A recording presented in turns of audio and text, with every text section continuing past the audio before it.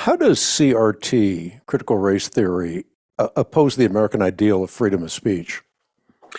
Well, it's because they hold to their view in an ideological way.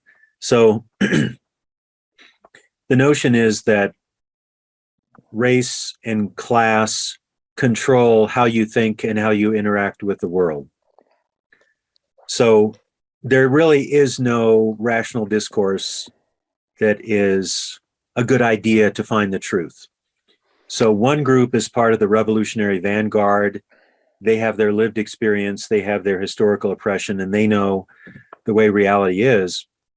And anything opposing that, like the views that I give in this book, are attributable then to racism. So a lot of this goes back again to Herbert Marcuse. He wrote an essay, I believe, in the 1970s called Repressive Tolerance. And he was the philosopher of the New Left. He's very influential in critical race theory, Black Lives Matter, and so on. We've talked about him earlier.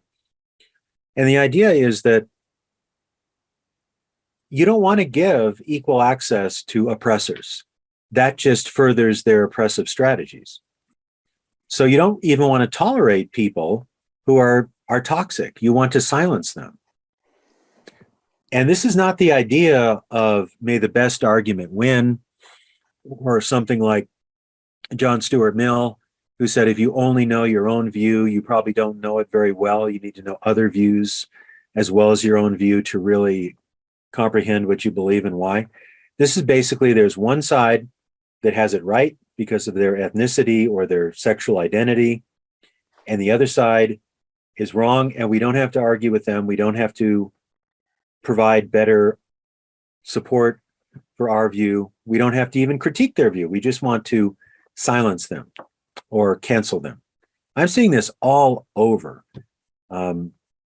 It's very dangerous because it's replacing the ideal of civil discourse with the ideal of ideological control. That's why I've got this t-shirt on that says, think while it's still legal.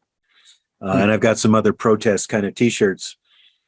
I'm a philosopher and I'm a Christian. And Jesus said, if you're truly my disciples, you will know the truth and the truth will set you free. Well, the best way to know the truth is by being a critical thinker and by listening to the views of other people. And when we do apologetics, we listen to the best arguments from the atheists, the Muslims, the Buddhists. We give a Christian response to those arguments.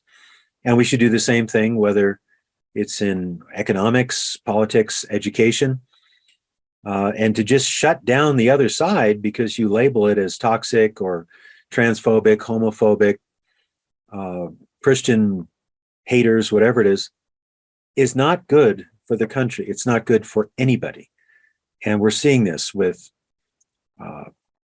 woke capitalists just taking people off of platforms and statements being issued that we shouldn't even let pro-life people have a voice in the media. I don't have the details on that, but I just read an article on that recently.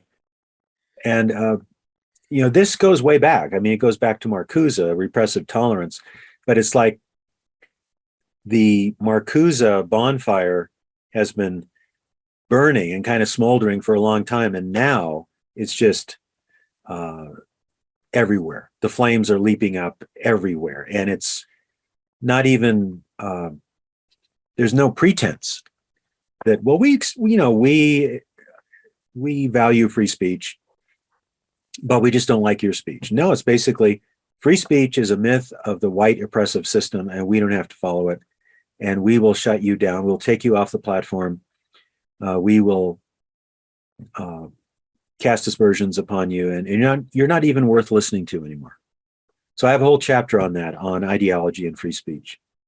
Ideas have consequences, bad ideas have victims, and few ideas in recent history are worse than wokeism, a social and mental disease that is wreaking havoc on sanity and common sense. That's why the upcoming special edition of the Christian Research Journal tackles this dangerous ideology head-on. To receive your copy, visit equip.org, that's equip.org, or call 888-7000-CRI, that's 888-7000-CRI.